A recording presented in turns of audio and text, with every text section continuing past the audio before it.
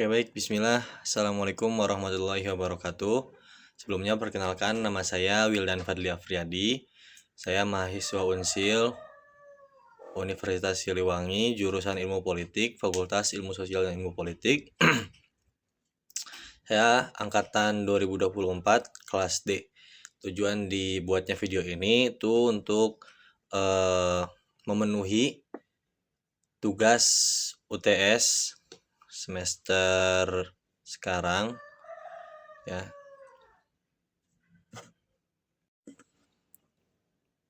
Video ini akan membahas mengenai sejarah pondok pesantren di Indonesia. Oke.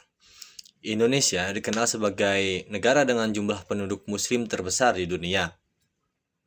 Dalam perjalanan sejarahnya, perkembangan Islam di Nusantara tidak dapat dipisahkan dari peran lembaga pendidikan Islam. Lembaga pendidikan Islam tradisional ini yang biasa kita kenal sebagai nama pondok pesantren. Pesantren merupakan salah satu instansi pendidikan tertua yang ada di Indonesia yang memiliki peran penting dalam penyebaran ajaran Islam, terus pembentukan karakter masyarakat, serta perkembangan sosial dan budaya di Indonesia. Secara umum, pondok pesantren dapat diartikan sebagai lembaga pendidikan Islam yang menekankan pada pembelajaran ilmu agama dan sistem asrama. Para peserta didik yang disebut santri tinggal berasrama di dalam satu lingkungan, dipimpin oleh seorang ulama ataupun biasa disebut kiai. Dalam sistem ini, santri tidak hanya belajar ilmu pengetahuan agama tetapi juga menjalani proses pembentukan karakter, kedisiplinan, serta nilai-nilai moral yang menjadi bagian penting dalam pendidikan. Istilah pesantren sendiri itu berasal dari kata santri yang kemudian mendapatkan imbuhan pe dan an sehingga berarti tempat tinggal para santri. Sementara itu kata pondok menunjuk pada tempat tinggal sederhana yang biasanya berupa asrama atau bangunan tempat para santri menetap selama mereka menuntut ilmu. Oleh karena itu, pondok pesantren dapat dipahami sebagai tempat dan bagi para santri untuk tinggal dan belajar agama di bawah bimbingan para kiai. Jika dilihat dari sisi sejarah, pesantren diperkirakan telah berkembang sejak masuknya Islam ke Nusantara sekitar abad ke-13 hingga abad ke-14. Pada masa tersebut, Islam mulai menyebar melalui jalur perdagangan yang dilakukan oleh para pedagang muslim dari berbagai wilayah seperti Arab, Persia, dan juga Gujarat. Selain melalui perdagangan, penyebaran Islam juga dilakukan melalui dakwah para ulama yang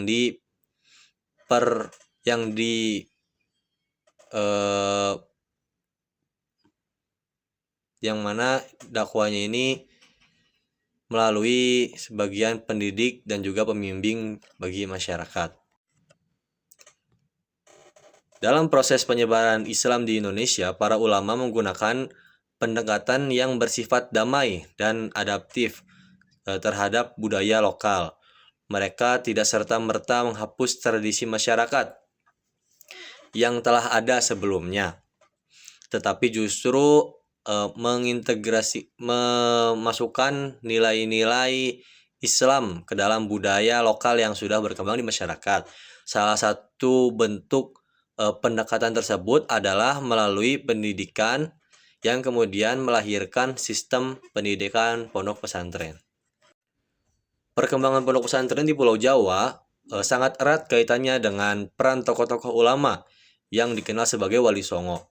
Para wali tersebut memiliki peran penting dalam menyebarkan ajaran Islam kepada masyarakat.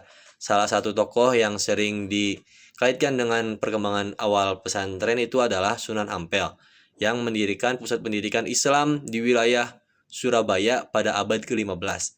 Pesantren yang didirikan oleh Sunan Ampel ini menjadi salah satu pusat pendidikan Islam yang penting pada masa itu dan melahirkan banyak ulama yang kemudian menyebarkan Islam ke berbagai daerah. Selain Sunan Ampel, ada juga tokoh Wali Songo yang lain, yaitu ada Sunan Giri.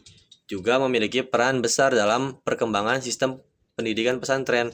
Melalui lembaga pendidikan tersebut, para santri tidak hanya mempelajari ilmu agama seperti tafsir, hadis, fikih, dan juga tasawuf, tetapi juga dibekali dengan kemampuan berdakwah sehingga mereka dapat menyebarkan ajaran Islam di masyarakat. Pada masa awal perkembangannya, sistem pembelajaran di pesantren masih sangat sederhana. Para santri biasanya belajar langsung kepada kiai dengan metode pengajaran tradisional. Salah satu metode pengajarannya adalah metode bandongan, yaitu kiai membaca dan menjelaskan kitab, sementara para santri menyimak dan juga mencatat materi tersebut. Selain itu, ada juga metode sorogan, yang mana santri secara individu disuruh membaca kitab di hadapan kiai untuk mendapatkan koreksi dan bimbingan dari para kiai. Pada masa penjajahan Belanda, pesantren memiliki peran yang sangat penting dalam mempertahankan identitas keislaman masyarakat Indonesia. Ketika pemerintah kolonial Belanda mendirikan sistem pembelajaran barat yang lebih modern, banyak masyarakat muslim yang tetap memilih pesantren sebagai tempat pendidikan bagi anak-anak mereka. Hal ini karena pesantren dianggap mampu menjaga nilai-nilai agama dan tradisi Islam yang menjadi bagian penting di kehidupan masyarakat di Indonesia. Kitab-kitab yang dipelajari di pondok pesantren pada umumnya adalah kitab-kitab klasik berbahasa Arab yang biasa disebut sebagai kitab kuning, kitab ataupun kitab-kitab yang lain, dan juga kitab-kitab ini berisi berbagai disiplin ilmu keislaman seperti tafsir Al-Quran, hadis, ilmu fikih, ilmu nahwu shorof, dan juga ilmu tasawuf. Melalui pembelajaran kitab kuning ini, para santri mendapatkan pemahaman yang mendalam tentang ajaran agama Islam. Selain lembaga pendidikan, pesantren juga menjadi pusat perlawanan terhadap penjajahan. Banyak tokoh perjuangan kemerdekaan yang berasal dari kalangan ulama dan santri. Para kiai sering kali memberikan semangat perjuangan kepada masyarakat untuk melawan kolonialisme dan mempertahankan kebangsaan negara. Perubahan ini menunjukkan bahwa pesantren mampu beradaptasi dengan perkembangan zaman tanpa meninggalkan nilai-nilai tradisional yang menjadi ciri khas mereka. Pesantren tetap mempertahankan hubungan yang erat antara kiai dan santri, kehidupan sederhana di lingkungan pondok, serta penekanan pada pembentukan akhlak dan karakter. Setelah Indonesia merdeka, pesantren terus berkembang dan mengalami berbagai perubahan. Jika pada masanya tersebut pesantren lebih fokus pada pendidikan agama, maka pada masa modern banyak pesantren yang mulai mengintegrasikan pendidikan umum ke dalam pembelajaran mereka. Beberapa pesantren bahkan mendirikan sekolah formal seperti madrasah, sekolah menengah, hingga perguruan tinggi. Saat ini jumlah pondok pesantren di Indonesia terus meningkat dan terbesar di berbagai daerah dan tersebar di berbagai daerah.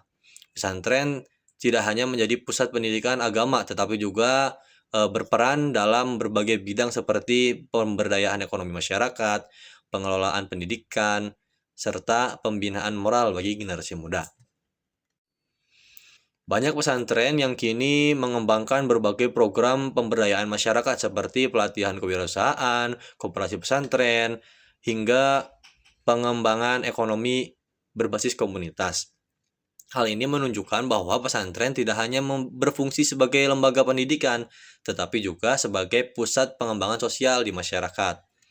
Dengan demikian, pondok pesantren memiliki peran yang sangat penting dalam sejarah perkembangan Islam di Indonesia.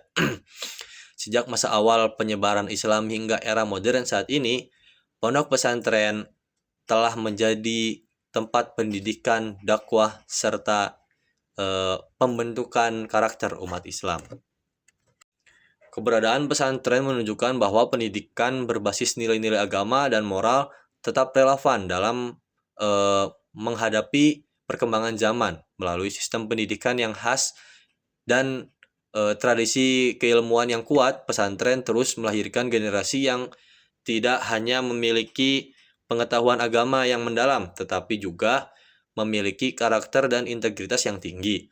Oleh karena itu, pondok pesantren dapat dianggap sebagai salah satu pilar penting dalam perkembangan masyarakat di Indonesia, baik itu dilihat dari segi pendidikan ataupun sosial maupun budaya. Mungkin cukup sekian penjelasan dari saya. Kurang dan lebihnya saya mohon maaf. Wassalamualaikum warahmatullahi wabarakatuh.